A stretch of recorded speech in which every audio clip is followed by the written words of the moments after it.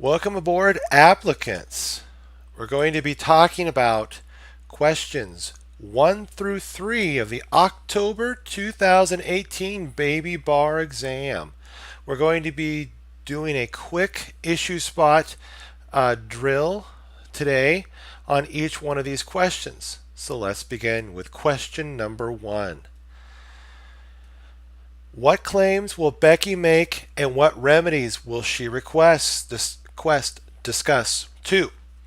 What defenses, if any, will Western Sky raise in its response to Becky's lawsuit? Discuss. 3. What will be the likely outcome of the case? Discuss. Okay, right now we don't even know what the area of law is yet, but we do know that we have remedies that we're going to be talking about here. We don't know a whole lot about what, except we have this word claims here. Claims doesn't give us a whole lot of clue except for two areas of law, torts and contracts. So let's see what we are dealing with in terms of the area of law. Let's read our question. Becky is a highly employable and well-known bourbon distiller who has worked at several distilleries. 1 year ago, she was offered and she accepted a job as chief distiller at the Western Sky Distillery, Western Sky, at a salary of $200,000 annually for 5 years, provided that if her employment is terminated early, she will receive $400,000 per year in damages for the remaining term of her contract. Stop the tape right here. This is it. We're in contract law, I can guarantee you. So let's now throw down our shopping list or our checklist for contract law. Contract formation, third party rights, performance, conditions, covenants and excuses, discharge of the duty to perform, arguments, and then we're going to be putting down our breach issues and our remedies issues. Okay, let's continue reading. Becky and Western Sky signed a complete employment contract. This is a big issue here. Complete employment contract. We're going to highlight this right here. Okay, with those terms. However, two things have just happened. First, the growing popularity of distilleries over the past 10 years has led to a worldwide shortage of oak barrels, which are required to age to produce bourbon. That shortage will in fact persist for at least several years or more until such time as the barrel manufacturers will have increased production. Western Sky will now cease production of bourbon, and it has fired Becky for that reason. Western Sky does not deny the existence and validity of its contract with Becky. Second, Becky has been offered a full-time job as the host of a television show about bourbon producers at a salary of $100,000 for 4 years. Although the salary is less than she was paid at Western Sky, she is unable to find another job as a bourbon distiller because of the oak barrel shortage. So again, Becky has decided to take the television host job and to sue Western Sky. So now we know it's Becky who is suing Western Sky. Okay. Let's put out our party versus party conflict. So it's Becky versus Western Sky. Now, coming back up here, let's do our issue spotting with our shopping list in mind. Becky is a highly employable and well-known bourbon distiller who has worked at several distilleries. 1 year ago, she was offered and she accepted a job as chief distiller at the Western Sky Distillery, Western Sky, at a salary of $200,000 annually for 5 years, provided that if her employment is terminated early, she will receive $400,000 per year in damages for the remaining term of her contract. This is what we call as a liquidation damages clause. Okay. Let's put this liquidation damages clause.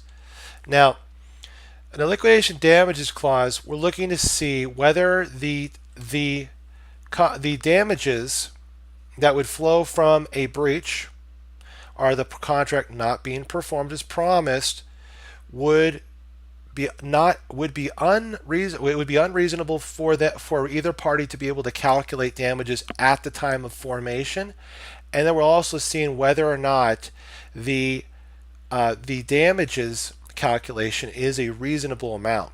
Because otherwise, if it's not a reasonable amount, it may act as a penalty clause. So we want to keep that in mind, that we're looking for a penalty clause, and if that is present, then the liquidation damages clause would be unenforceable. Now, we further read Becky and Western Sky signed a complete employment contract. Okay, with those terms. Let's now, I know we're starting out, we first issues brought a liquidation damages clause. I know that's going towards remedies first. So let's start from the top of our shopping list, okay?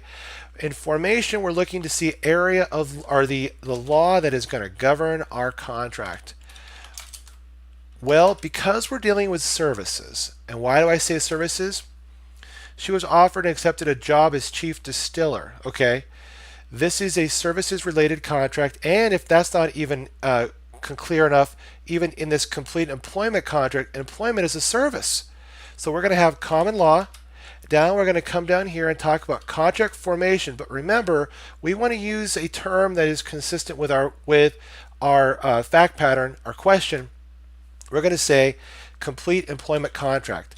And what is it that we're saying here? The complete employment contract is going to have, again, that the mutual assent, it's going to have consideration, and it's going to have a discussion, possibly, if there is, but I doubt that would be present, a defenses discussion. So the two I would bring up would be mutual assent and consideration. The mutual assent aspect we're going to look to is to establish what were the terms of our complete employment contract. Why is it we're going so fast through formation? It's because this is already a complete employment contract. It doesn't need any of the additional analysis discussion that goes into an offer acceptance an ordinary offer acceptance considerations, defenses argument. We're going to be able to kind of streamline through that and be able to just put down the terms that there was an offer and acceptance, the mutual assent, that there was sufficient consideration, and that no defenses will be applicable. Primarily, there'd be no statute of frauds defenses, okay? And so because all the terms have been supplied, that has been signed, and it's in writing. Okay. Now that we've established that there is indeed a complete employment contract, where would a person talk about the mirror image rule? That would be a great question. You would probably talk about that under mutual assent. Some people talk about it Some people talk about it in a separate mirror image rule if you're dealing with common law. Now remember, mutual assent, I think we talked about this, is just offer and acceptance. The mirror image rule specifically calls out acceptance under the common law. But since we already have a complete employment contract, you could argue a mirror image rule, offer, the mirror image rule, plus the consideration. We're adding an additional element, but sometimes that is important. And if that, can you have both mutual mirror? No, that's what I'm saying. That's what you can have is that offer, which we're going to lay out, was what? Was there a quantity? Yeah, one employment position for bourbon distilling as a chief distiller at the Western Sky Distillery, Western Sky. And was there a time for performance? Absolutely, for 5 years, okay? Now the other one is, what was the price that she was to be paid? A salary of $200,000 annually, okay? That's what it came out to be, $1 million for 5 years. Then we also have the parties, just Becky and Distillery, and we also have the subject matter, that it would be a bourbon distiller position, okay? Now, going now to mirror image, has she accepted that? Right here it says that she will, she was offered, she accepted, right here. It says that she accepted the position, okay? Not only that, she's been employed now, it says here, for a year, or 1 year ago. Because it says 1 year ago she was offered it and she accepted it. So we already know there's been an offer and there's been acceptance through the mirror image rule, because the common law is our governing law. Was there sufficient consideration? Yes.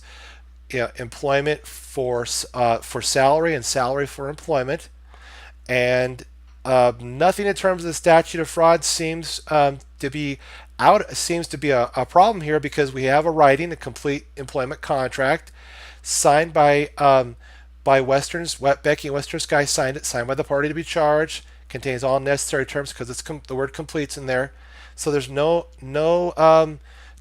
doubting that this is in fact indeed a complete employment contract that is a valid employment contract.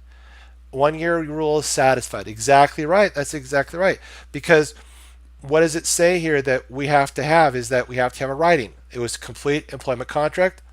We have one of the boxes checked. Number two, what was else would we need? A signature of the party to be charged. Both parties signed because Western Sky was the party that Becky sued. That would check that box off. Does it contain all necessary terms? The word complete here gives that an indication that yes, that indeed has been completed. So we have all necessary terms for the statute of frauds to be satisfied for the 1 year rule. And so we have a validly enforceable employment contract. Now, would we say that the 1 year rule was satisfied? We could give that a sentence underneath our complete employment header, our signpost. That would definitely be a good idea, because we're telling our reader that we are recognizing that the formation issues require offer, acceptance, consideration, plus a quick discussion on defenses. So yeah, I would say that, but remember, it's only maybe a sentence, possibly two, but no more than about two, because we're going to want to get to our meat and potato issues here, and that's going to be more performance related issues than formation. And I also want to oh yeah, see, yes, do it quick. Yeah, exactly, quick and efficient. Now we don't have any third party rights issues, so now let's transition right into performance, conditions, covenants, and excuses. Now, what happened in our contract? Two things have just happened. First, there's growing popularity of distilleries over the past 10 years has led to a worldwide shortage of oak barrels, which are required to age and produce bourbon. Now, that shortage will in fact persist for at least several years or more, until such time as the barrel manufacturers will have increased production. Western Sky will now cease production of bourbon, and it has fired Becky for that reason. Now, Western Sky does not deny the existence and validity of its contract. Now, second, though, we're looking to see what happens now with Becky. Becky has been offered a full-time position as the host of a television show about bourbon producers at a salary of $100,000 for 4 years. Although the salary is less than she was paid at Western Sky, she is unable to find another job as a bourbon distiller because of the lack of the oak barrel shortage. This we will come back and talk about under remedies. Now, Becky has decided to take the television host job and to sue Western Sky. Right up here, we're looking to see what effect did Western Sky ceasing production of the bourbon and firing Becky have on our contract.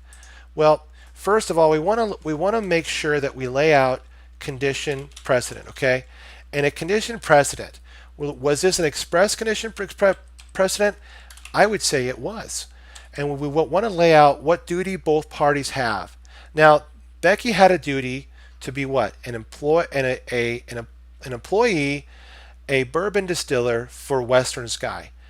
Western Sky had what? A duty to provide Becky with employment as, like we just talked about, a bourbon distiller. So that would be what we would talk about under an express condition precedent. Was there any excuses for any of those conditions or any of those duties by either Becky or Western Sky? Was there any excuses? I'm looking through, and I don't see any I don't see any that there wasn't any waiver issues here. Were there any? The barrel shortage. That's exactly right. We're going to get to that one. That actually does apply to our call number 2. Now, we're going to say though that because Becky was fired by Western Sky, we may have a breach. And anticipatory. Remember, anticipatory repudiation is a notification to the other party that that party will not perform before time of performance is due. And since it doesn't indicate that Becky's full 5-year employment has been completed, this looks like it's an issue ripe for anticipatory repudiation. So I'm going to throw that down there. I don't see any other excuses that could be argued at this point. And now we could go right into breach if we so chose. So let's do that. What kind of breach are we dealing with here? Well, that would be, or how would we measure our breach, I should say? It would be through substantial performance. Remember, substantial performance is measured by the amount of expectation received, okay, the amount of actual performance rendered, whether or not the defendant breached in bad faith, whether or not the defendant stands willing, ready, and able to cure, and whether or not time is of the essence. So since we have 1 out of 5 years, according to our facts that have already been completed, we already know this from up in 1 year ago, it looks to me that we have indeed a material or total breach, okay? So I'm just going to put total breach here, okay? Oh, see, there it is. Oh, there we go. Okay. Which would allow Becky to what? Suspend her performance, consider the contract as terminated, and bring suit immediately, which she did. Now, at this point, we're also looking to remedies. Now, remember, Becky has a duty to mitigate her damage, okay? Duty to mitigate damages, okay? And does she actually do that? Let's take a look. Becky has been offered a full-time job as the host of a television show about bourbon producers. Sounds reasonable to me. At a salary of $100,000 for 4 years. Although the salary is less than she was paid at Western Sky, she is unable to find another job as a bourbon distiller because of the oak barrel shortage. All this is indicating that she has taken the initiative and gone out and tried to find a bourbon producer equivalent job, okay, and or the bourbon distilling equivalent job. Up here, her initial employment was as a bourbon distiller. Down here, she would be as a host of a television show about bourbon producers, which is arguably reasonably equivalent. Okay, now that would be the back and forth argument between Becky and Western Sky. The next issue we want to talk about is expectation damages. What is she going to be able to say? That her expectation, okay, and this is the expectation aspect for the $200,000 right now. I'm going to highlight this. Her salary of $200,000 annually is what we're going to first look at. Oh, let me, here we go, right there. Oh, let me, there we go.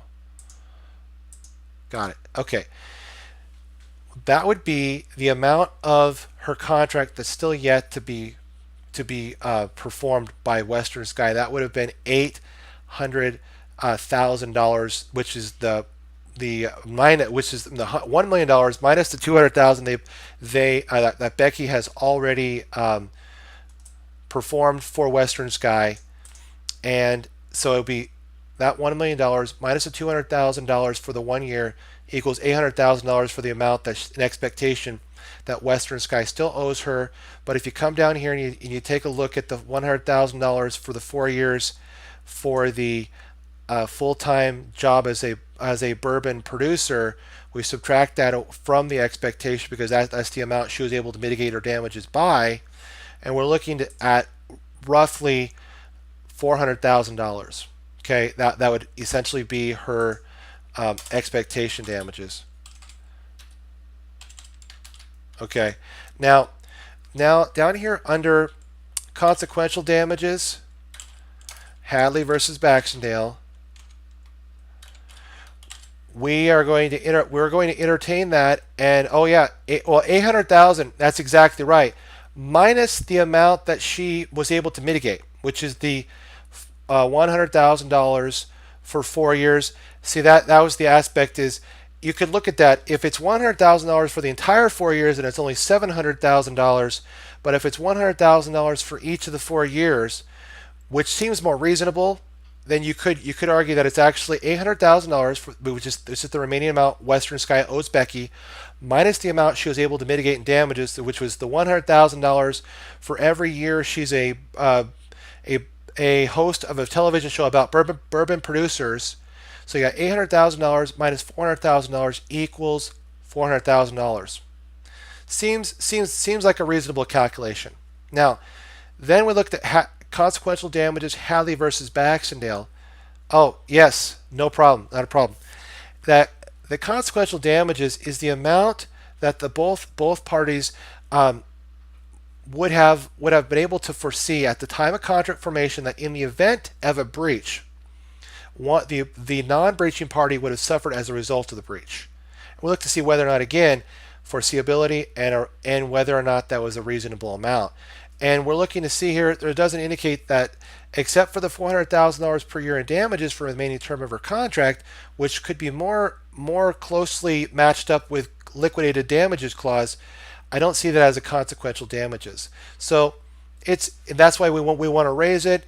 We want to argue some of the points from our facts and say I just don't see it being available as a remedy. Now then we're going to look to see whether or not there was incidental damages. And that would be all the damages that for when Becky was seeking a full-time job as the host of a television show, all of the travel costs, all of the additional costs related to mitigating those damages, she could recover under incidental damages. And then we want to couple that with our liquidated damages clause, and it looks like we have a full discussion for call number 1. Now we're going to go down now to call number 2, and this is where we're going to be able to talk about, right here, I want to make sure we, 1, there it is, okay, oh, don't want, okay, I'll bring this up to the top here, there we go, 1. Now we're going to come down here and talk about what would be Western Sky's defenses, because it says what defenses, if any, will Western Sky raise in its response to Becky's lawsuit. Because remember, there's no such thing as a homeless fact. We're going to be able to use all these facts in here. Okay, so the consequential damages clause. Okay, but it is written into the contract. You could argue that the consequential damages would see that is a great question. Would the $400,000 be construed as a consequential damages? See, that's possible. That's a possible argument, but I see it more as a liquidated damages clause myself. But the consequential damages are damages as a result of, or as a consequence of the breach. There's nothing that indicates that if she would have suffered any kind of damages as a result of not being employed by Western Sky, or a penalty. Exactly. We're looking to see whether or not the liquidated damages clause is a penalty clause. That's right, and that's why. But on the consequential damages side, it doesn't indicate that Becky would have suffered any damages as a result of Western Sky firing her or breaching their contract with her. Okay, and so that's why consequential damages clause seems ineffective here.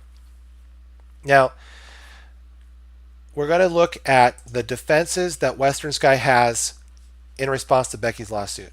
Now that's a great question. See, you could see if you saw the $400,000 per year in damages for the remaining term of her contract, but that is more to whether or not could damages be easily calculatable at the time of contract formation.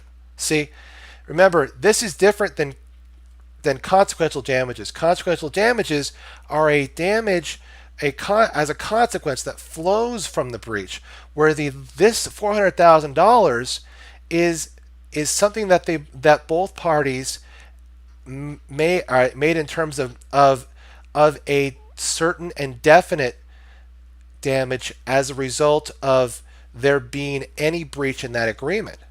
Now that's the contract was not denied. Yeah, I see what you're saying. You could argue that you know what? Now I just wanted to ask you a quick question here. What are you indicating by contract was not denied?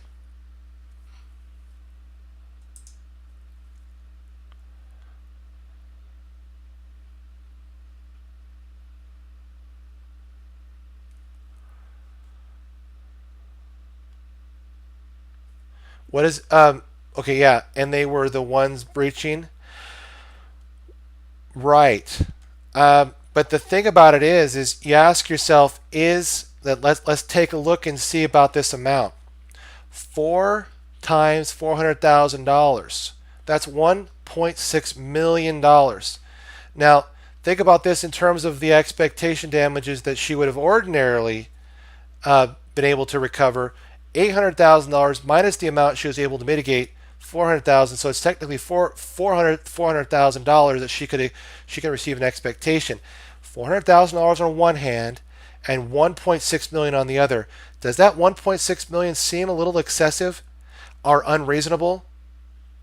Does that make a difference? They wrote the contract, and there's a great argument there that they indeed were the ones that made the agreement, and they don't deny the existence and validity of its contract with Becky.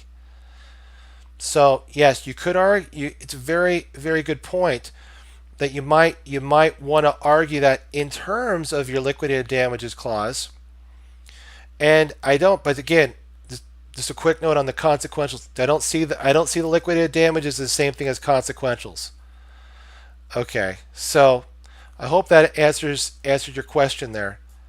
Now, the next thing we're gonna go to is what defenses, if any, does Western Sky raise in response to Becky's lawsuit? This would be more of our discharge of duty to perform arguments, mainly IIF, and this would be impossibility, impracticability, financial, commercial, and frustration of purpose. Right here, impossibility. Is it impossible? Think right here. Let's read the facts. First, impossible for what? Impossible for them to have hired Becky. Let's take a look. First, the growing popularity of distilleries over the past 10 years has led to a worldwide shortage of oak barrels, which are required to age and produce bourbon. That shortage will in fact persist for at least several more and until such time as barrel manufacturers will have increased production. See, will have increased production is a big indicator that this is not something that's objectively impossible. There will be a time when barrel manufacturers will increase production again, and at that point, then bourbon, the popularity possibly or desire or demand for bourbon distillers will again resume. So it's not impossible for Western Sky to have to keep with their duty to hire Becky as their chief bourbon distiller. Now, and then Western Sky will now cease production of bourbon distiller and has fired Becky for that reason. See, they ceased production of bourbon distilling for these indications that they were looking at, that worldwide shortage of oak barrels. Doesn't mean that it's completely gone, but it's a shortage. And that there was a shortage, in fact, will persist for several years. That again, for several years, it doesn't mean that it will never come back again.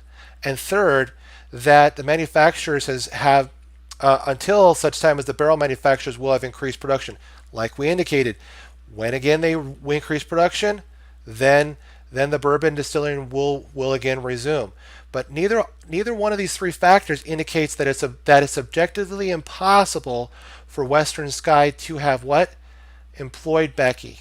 Okay? Now, under financial or commercial impracticability, pass on the extra cost, exactly. Yeah. And then, oh yeah.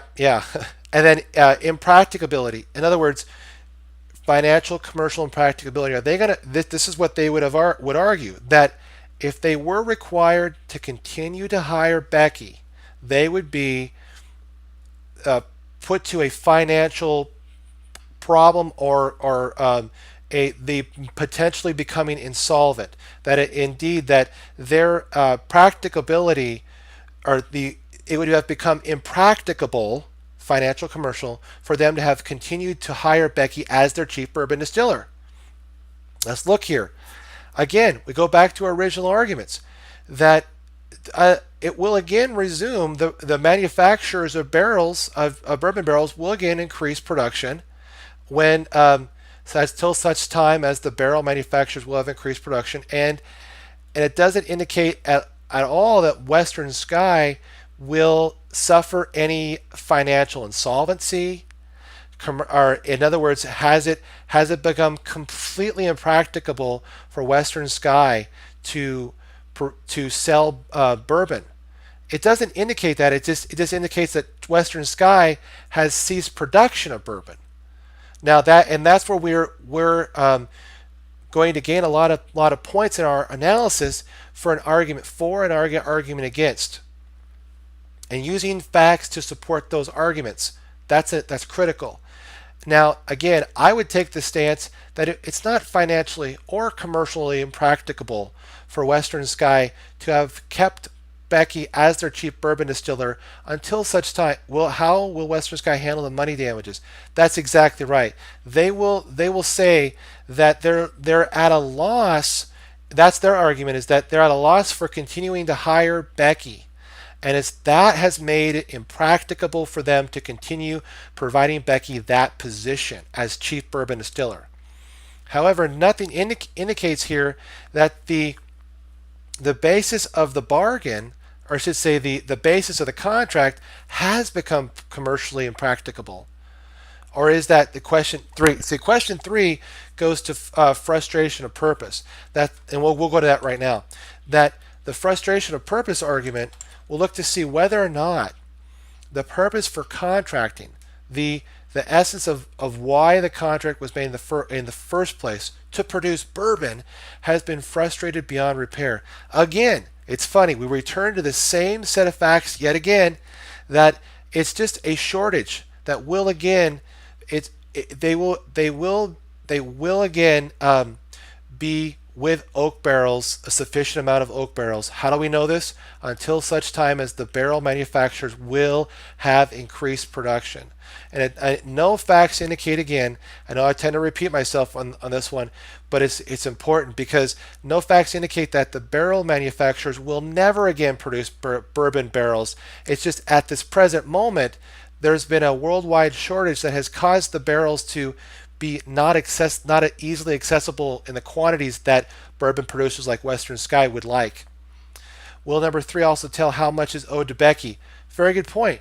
You could look to that as that's one of Western Sky's reasons for not providing Becky a position anymore, and that's why they are saying that they shouldn't be liable for, again, that $400,000 expectation of $800,000 minus the $400,000 that she was able to mitigate, with the resulting $400,000 being the expectation damages, the benefit of the bargain for Becky.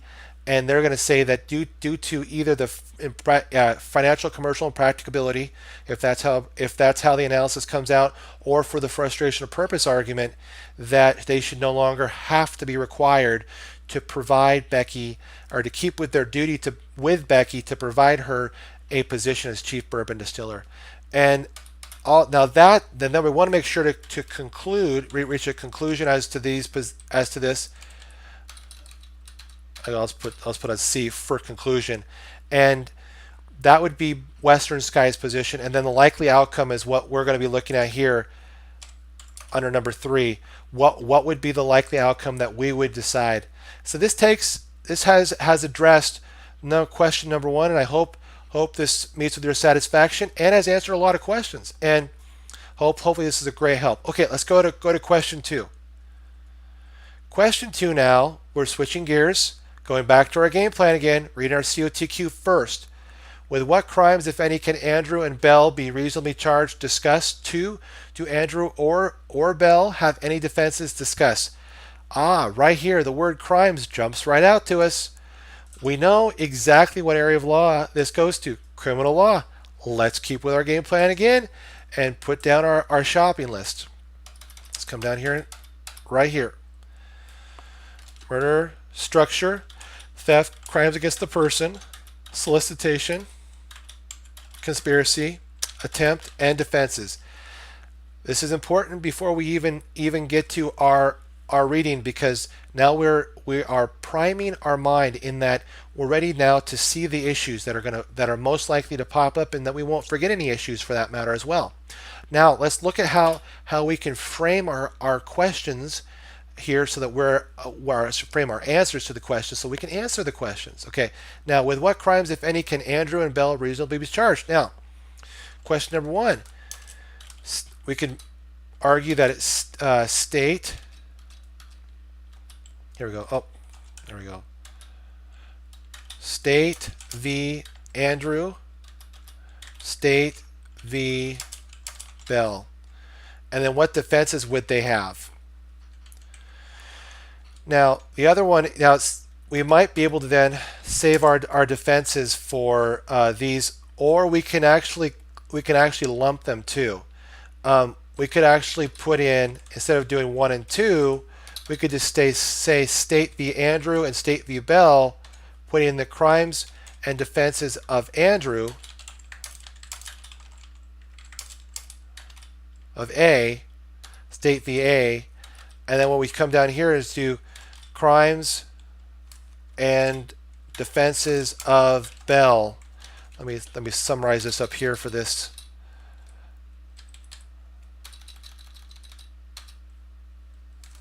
Okay, and there it is.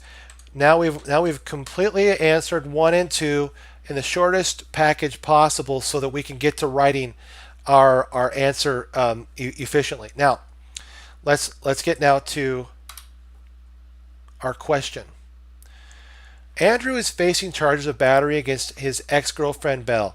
Andrew asks his present girlfriend Claire to help him convince Bell to testify that the battery never happened. Andrew and Claire agree that he will call Bell and ask her to meet him at his place of work. Claire will be waiting in the parking lot to confront Bell and ask her not to testify against Andrew. Andrew makes the call, and Bell agrees to meet Andrew in the parking lot of his work. Claire is waiting in her car in the parking lot. When Bell arrives, Claire gets out of her car and confronts Bell. She yells at her to withdraw her complaint against Andrew. Andrew comes out of the building and tells Claire to get Bell. Bell has a knife on her.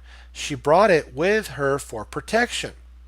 When Bell sees Claire coming over to get her, she brandishes the knife. Angry words are exchanged, and each one threatens the other. Claire goes back to her car, gets a baseball bat out of the back seat, and goes after Bell. Bell stabs Claire with her knife, causing serious bodily injury. The police are called. Andrew and Bell are arrested, and Claire is transported to the hospital, where she later dies from her wounds. Okay, now that we've got a movie mode picture of all the facts in our mind, the big picture perspective, let's now issue spot. Andrew is facing charges of battery against his girlfriend Bell. Andrew asks his present girlfriend Claire to help him convince Bell to testify that the battery never happened.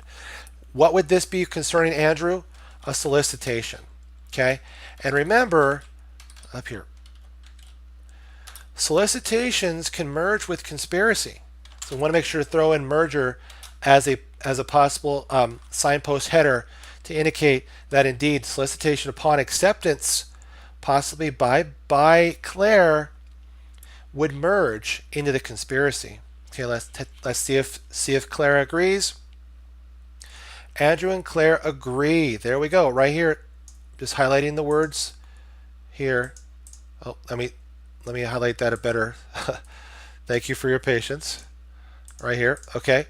So Andrew asks. Looking at the main words here. That this is what I got solicitation from. The agree is where I'm getting the aspect about the merger conspiracy. Okay. When we talk about the battery charge on Andrew against Bell, that's exactly right. It's the conspiracy charge about what? To testify that the battery never happened, or with some, or what is called as like perjury, which is a felony, and so to testify that the battery never happened, the felony of perjury. So Andrew and Claire agree that he will call Belle and ask her to meet him at his place of work. Again, this is more of the agreement and the overt acts and furtherance and the target crime. And then we're going to look to see if there's any Pinkerton rule aspects. Okay. And indeed there were. Claire will be waiting in the parking lot to confront Belle and ask her not to testify against Andrew. Okay. So all of this up here goes mainly to the Andrew position, or the Andrew crimes and offenses for solicitation, merger, conspiracy, Pinkerton's rule, and even accomplice liability. Okay, why Pinkerton? Because Pinkerton flows from the conspiracy, that all the acts that Claire are going to be committing, those acts can also be attributed, are that Andrew is liable for all those acts, and so liable in a criminal sense. So Pinkerton, by definition, is all okay. A co-conspirator is liable for all the actions of fellow co-conspirators that are in reasonable furtherance of the criminal objective, which here would be what? Waiting in the parking lot to confront Belle and ask her not to testify against Andrew. Yeah, exactly. And then also how providing the aiding and abetting with the intent that the crime be committed aspect. This would also pin Andrew with accomplice liability. So even to the accomplice liability accessory before the fact, even. So we can even argue that. Accessory before fact, okay? And so, but it's still accomplice liability nevertheless. Now, and that's what we're looking at here. Has there been, and then we're going to look to see, even in our shop list, I want to make sure that we're ruling out all issues that we should be looking for. First, let's ask ourselves, was there any homicide? No. Actually, wait a minute, there was. So I should say yes on that one. Yes on that one, because this is where Andrew and Belle are arrested, and Claire is transported to the hospital where she later dies from her wounds. So this is there is a murder issue here, murder homicide. Was there a structure? Doesn't look like there's a structure situation. No one going into a building. Was there any theft? Well, that's just the thing. Was there any taking of another personal property? I don't see that here. Crime against the person, possibly. Solicitation, conspiracy, we just talked about that. Any attempted crimes? Oh, yeah, exactly. Any attempted crimes? It doesn't look like there's any incomplete crimes here. I don't see there being any. Well, we'll read the facts further to get a full picture on that one before we rule it out. Obviously, there's going to be defenses. Okay, so now that we've ruled out everything and we now have a working shopping list, let's go down now to our second paragraph. Andrew makes the call and Belle agrees to meet Andrew in the parking lot of his work. Now, Claire is waiting in her car in the parking lot. When Belle arrives, Claire gets out of her car and confronts Belle. What could that be? Now this would be, though, would this also be an assault? Possibly, maybe. Yep, exactly. So, and then Claire gets out of her car and confronts Belle. She yells at her to withdraw her complaint against Andrew. Still again, assault. Andrew comes out of the building and tells Claire to get Belle. So that's further adding support to our assault.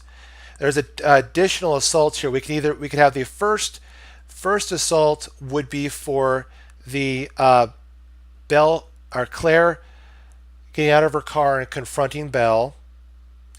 And then the second one would be Andrew actually telling Claire to get Belle. Now, Belle has a knife on her. She brought it with her for protection. Well, right there, I'm already thinking self-defense. I'm just going to throw that down here because of the knife. But I'm not just looking at it now. I haven't quite ruled that 100% in. When Belle sees Claire coming over to her, she brandishes the knife. Okay, now this is the aspect. She sees Claire coming over to her. Again, still part of that support for the assault. She brandishes the knife. Self-defense.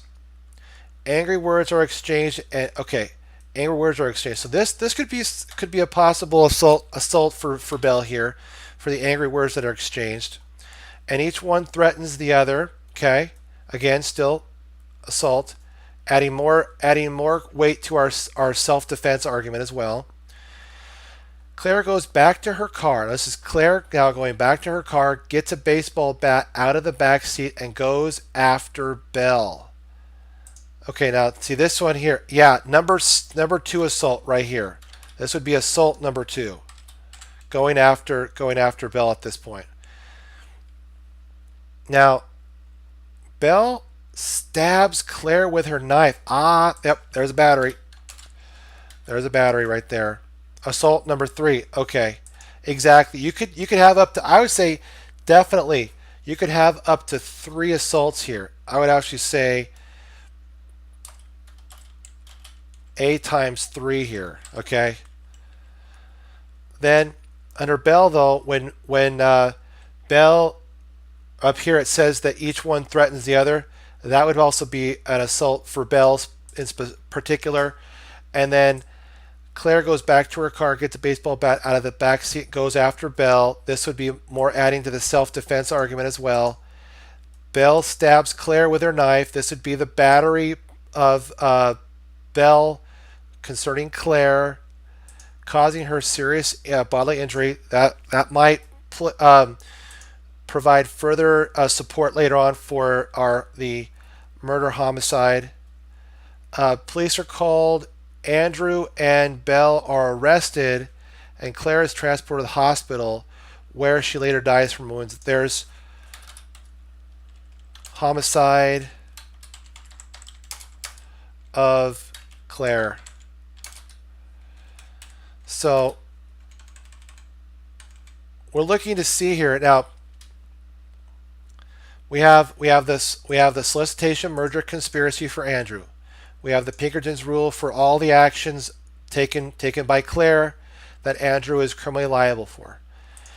And not only if on top of that, he is also an accomplice in terms of his providing the actual place to meet and the intent that the crime be committed, the asking of Claire to convince Belle to testify that the battery never happened, the felony of perjury.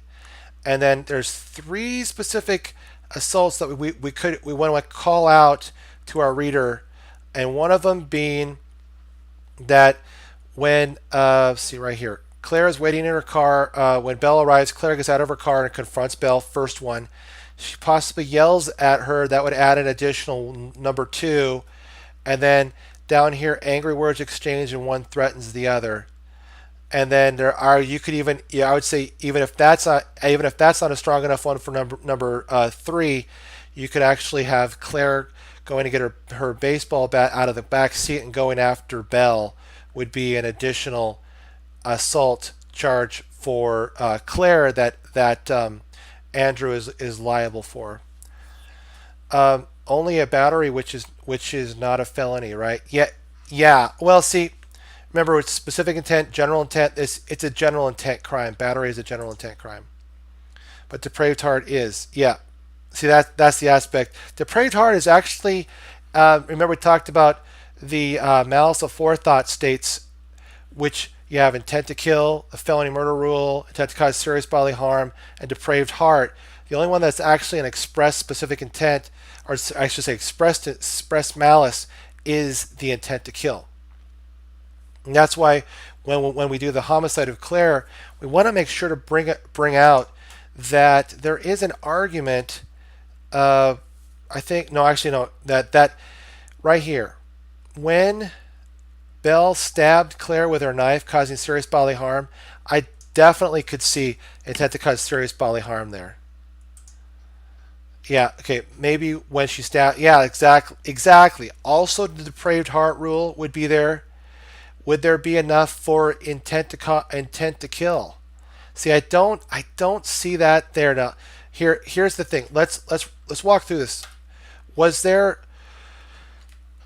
was there a year and a day rule aspect here? I would say yes. So yeah, year and a day rule, and yeah, because transport to the hospital where she later dies from her wounds. So there is a homicide, killing of a human being by another human being. Was there an actual cause? In other words, but for Claire, um, Belle stabbing Claire, Claire would not have died. Yes, that is true. And then the was it foreseeable that during this confrontation that someone might that things might escalate and someone might get hurt and hurt so much so that they might die? It is foreseeable. It doesn't see that I don't see that there's any unforeseen intervening superseding causes that would break the causal chain. And then we got to look to see the murder, malice aforethought, which we already went through. Was there actual intent to kill? If the knife is considered a deadly weapon, maybe, but I don't see that. The other one is, was there a felony murder rule situation here? See, that is a aspect that I think, because the same act that caused the death to Claire was indeed the felony. Okay, here's the thing, and this is where we have to draw the clear line. Was there an independent felony? In other words, the felony that was originally part of the conspiracy, was that the independent felony? In other words, even though there was a battery that caused the death declared by the hand of Belle, was it the original felony to have Claire help Andrew convince Belle to not testify against him? That would be the felony of perjury. See, that's right. I don't see there being an independent felony here. That's why I'm wrestling with it. I don't see that either. So felony murder, I don't think is present here. Was there obviously an intent to cause serious bodily harm? Absolutely. We see that here in causing serious bodily harm. Then the other one would be, was there a depraved heart rule, or sorry, a depraved heart murder situation? Absolutely. Reckless disregard, through willful and wanton conduct. Reckless disregard of what? The value of the victim's life, the value of Claire's life. Yep. And so we do have the malice aforethought. Now, degrees, first degree. Do we have first degree here through premeditation, deliberation for intent to kill? Doesn't look like it. If that would only be present if we found that the knife was a deadly weapon. The other one would be is, do we have the felony murder rule for an inherently dangerous felony? We obviously indicated that there wasn't even an independent felony, so that wouldn't even be present. And so was there a second degree through intent to cause serious bodily harm and or depraved heart murder? Yes. So we went through our first degree, second degree. Now we're going to look at, was there any justifications? And this is where our self-defense comes in. That, okay, self-defense for the justification. Was there any other particular justification offenses? I don't see that as anywhere. What about any mitigating factors though? I don't possibly through voluntary manslaughter, through heat of passion. Now and then possibly voluntary manslaughter for imperfect self-defense. But even if the self-defense was not reasonable, Belle stabbing Claire with her knife, did Belle perceive? Because here's the thing, knife versus baseball bat, I do not believe is reasonably proportionate. Okay, but if it's an honest belief by Belle that her life was immediately about to be or that her life was immediately in danger, then we could get the imperfect self-defense voluntary manslaughter argument. Then we're going to be looking again for the involuntary manslaughter, criminally gross negligence, and that is definitely present here. The action of stabbing Claire with her knife poses a significant threat to the life of Claire, and therefore it would suffice for gross negligence sufficient for involuntary manslaughter. And then we want to make sure to conclude here, throw in a conclusion, and that should pretty much tie this up in a nice bow. So that was great. Hope you had fun with that one too. This was great. Okay, I should say this. Any questions at this point? Okay, all right. Any questions at this point? Okay, good.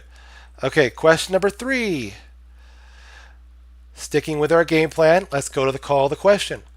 What claims and defenses, if any, do Neighbor, Blasco, and Pet Farm have against each other, and what damages can be recovered? Discuss. Again, all we have here are the terms claims and defenses. We don't know if those claims and defenses go to torts or to contracts yet. So we have to go up and read a little bit of the facts to get a area of law perception. Yeah. Neighbor has owned property in Mountain Town since 1965. Blasco is a blasting company situated in Mountain Town and has been in operation since 1970. In 1980, Pet Farm moved its bunny farm into Mountain Town and began to breed bunnies for sale as pets. Pet Farm is situated just outside of the city limits in the rural portion of Mountain Town. The property next to Pet Farm is a residential property owned by Neighbor. In 2015, Neighbor purchased a classic 1957 Jeep Willys automobile to restore as a hobby. By 2017, the Jeep was almost finished, waiting for installation of brakes and wood paneling on the doors.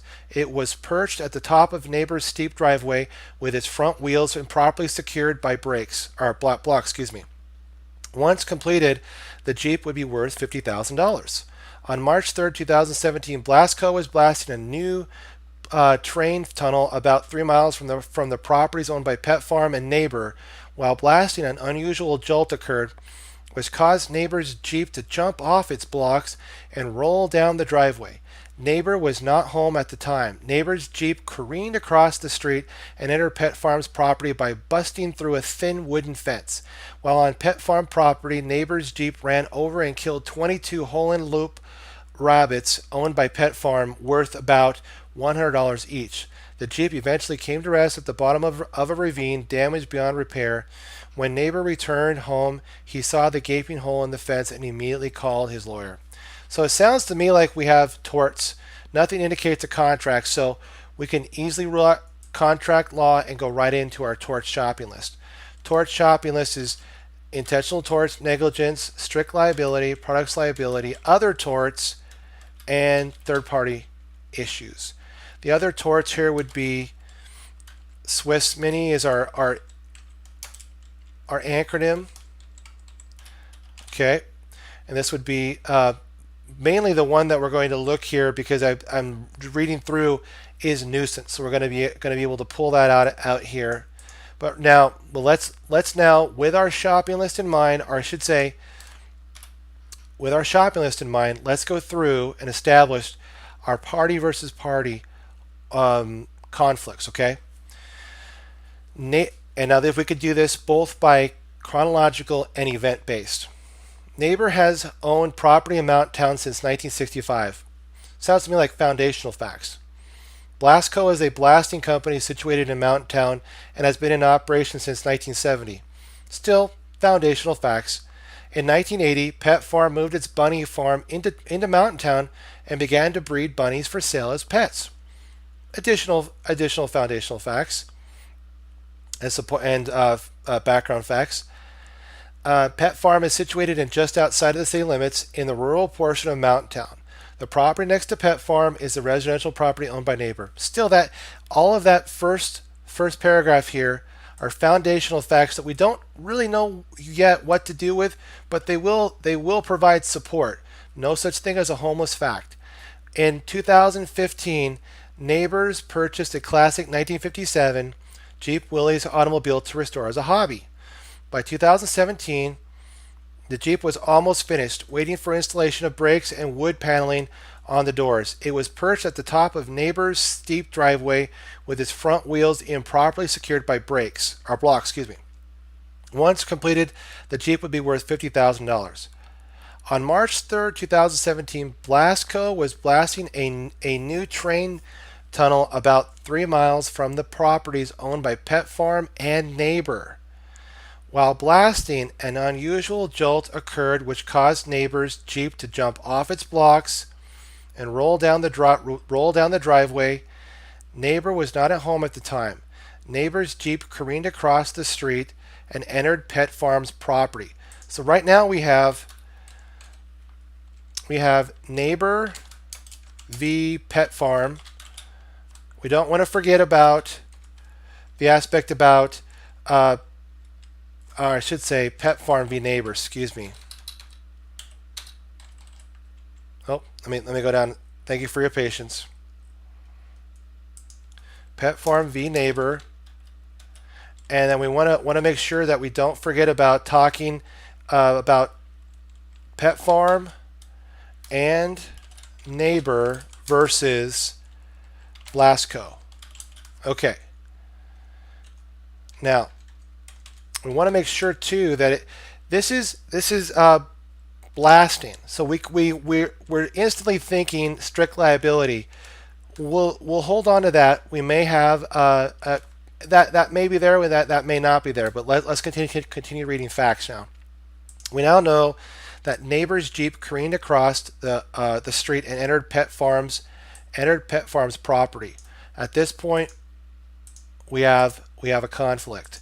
We have the what is this? This is the intentional torts aspect that we have in our shopping list up here, which is trespass to land. By busting through a thin wooden fence. Now, busting through a thin wooden fence, what does that sound a lot like? Trespass to chattels, because that thin wooden fence is a chattel owned by Pet Farm. Remember though, busting through the wooden fence sounds to me like it's not able to be just repaired. It's most likely repaired, or I should say that it's beyond. It's in disrepair, substantial dominion and control of the property of another.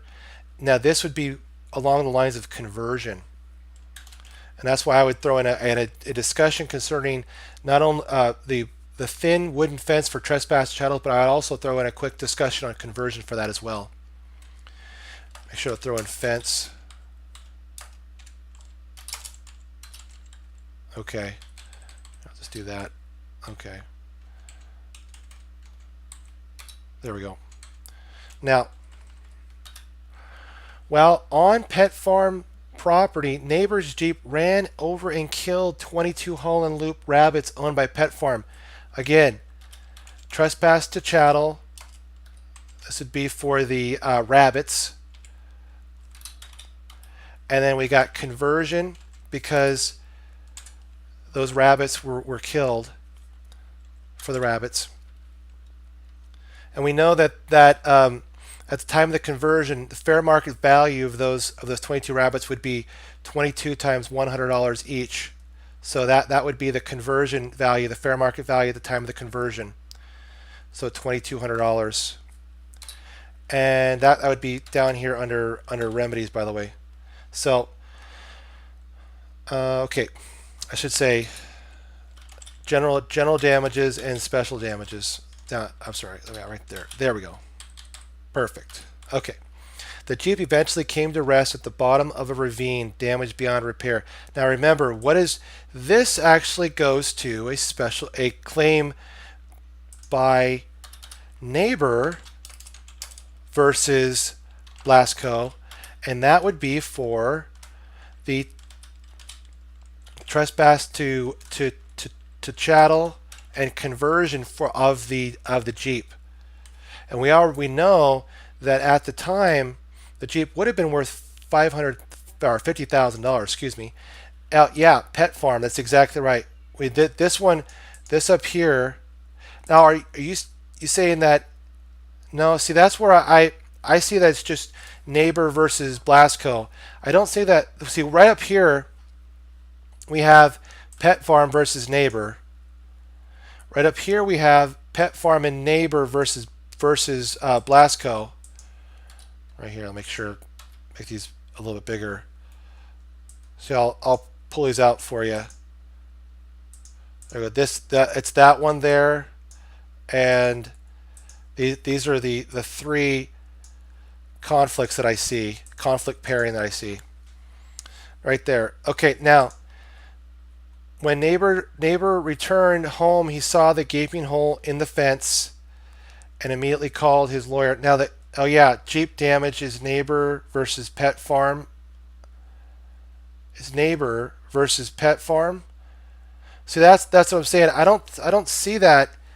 Why? Okay, can you help me to understand what you're seeing there when you say neighbor versus Pet Farm? How is Pet Farm liable for the damage to the Jeep? Not Blasco? You're saying that it's Pet Farm? Why? What are you seeing there in terms of the Jeep? It's actually, remember, it was the result of the blasting right here. An unusual jolt occurred. That would be what would because it was damaged in the ravine. That would be attributable to Blasco. The Blasco's unusual jolt occurring during the blasting.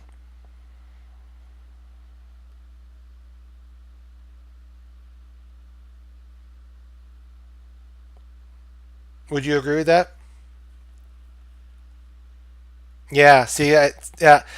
It sometimes it's hard to see at first, and then we also want to make sure too that we take into consideration the strict liability for the blasting. Possible discussion there, and we want to talk about nuisance, private nuisance, public nuisance.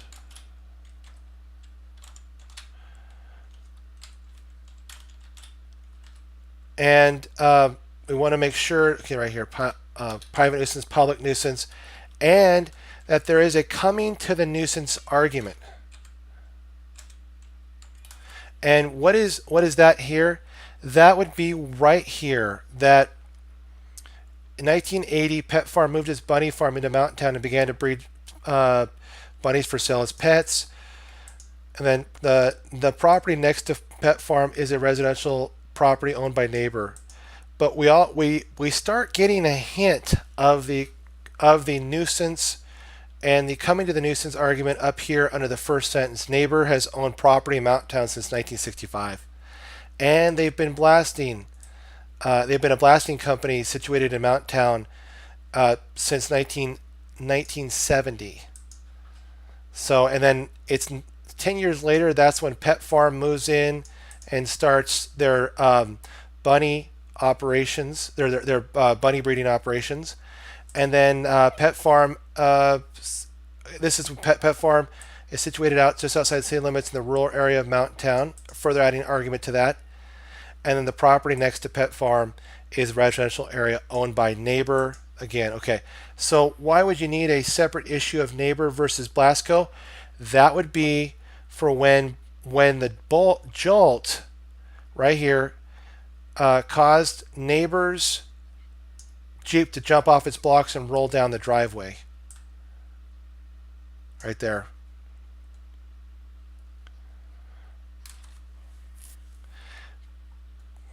And see, this is the aspect too. This is you could almost attribute. See, I would find Pet Farm versus neighbor, but you might even find Pet Farm versus neighbor in Blasco. Why couldn't you put the car damages into that joint claim against Blasco? Let's see. Well, because I see where you're coming from here, but I also am thinking about I see where you're coming from here, but remember there we would probably have to bring up all of this here as well. But remember, it's not necessarily any. See, it's neighbors Jeep Willies that came across Pet Farm's property and bursted through the wooden fence. And the argument could be made that had the Jeep been not perched steep on neighbor's steep driveway with the front rails improperly secured by blocks, that the whole situation would not have happened in the first place. So what is neighbor's claim in that joint claim? Well, see, that's exactly right. Right here, neighbor is going to. Now? Are we talking about the defense that neighbor would raise here, or what are we talking about? Oh, I see what you're saying.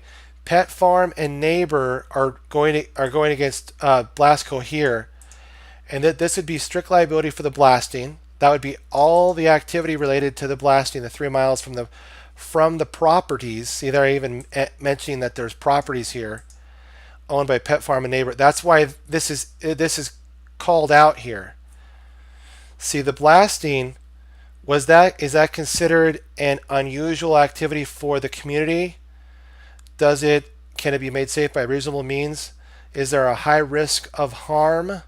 And does the utility outweigh the risk of harm? Causation and then damages and then possible defenses. Why bring that claim? Blasting. I would have to say that you'd find it through the blasting of the tunnel. It's something that is. Oh, let's see here. Whoop, there we go. It's because of the word blasting here. It's a strict liability situation like blasting and crop dusting and things that would fit into a strict liability context. Activities, I should say, that fit into a strict liability context. And so this is definitely a challenging question. Yeah. So I would use that claim later. No, see, I would probably introduce with it right here that Pet Farm and neighbor versus Blasco for the strict liability. They both have a discussion about private nuisance, public nuisance. There's coming to the nuisance arguments here, and I would say that you could throw in some defenses as well down here. And I'm thinking, is there anything else that I could? I'm not seeing here. I'm just looking at the facts again to see if there's missed anything. Well, see, there's this kind of an aspect too. What is there a negligence argument that I could raise here? See, this is the aspect about Pet Farm versus neighbor that I'm going to put in a negligence question mark, because see, the aspect about neighbor improperly securing their blocks might be an unreasonable activity by neighbor. Yeah, that's right. So it says, oh, for nuisance. That's right. That's the aspect.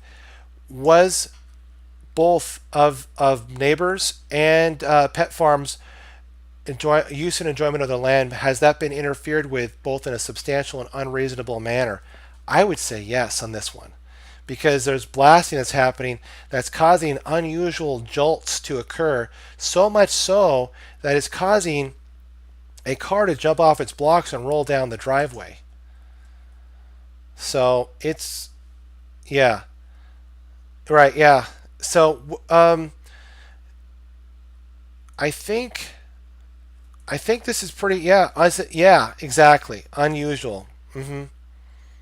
This is a really complicated question, but I think we did a pretty good job of issue spotting all of the issues in efficient manner, being able to see the issues. The important part, yeah, exactly, seeing the issues from the facts, and then be able to then backtrack when we're doing our analysis to support our issues by the facts that we saw. Like for instance, I'll give you an example here. Subtracting for the moment the negligence discussion for improperly securing by improperly securing the Jeep Willys, the trespass to the land, that would be supported by entering Pet Farm's property. The trespass to the chattel, the fence, bursting through the fence, wooden fence. The possible argument for the conversion of the fence because it burst through. The other one would be trespass to the chattels for the rabbits and the conversion of the rabbits.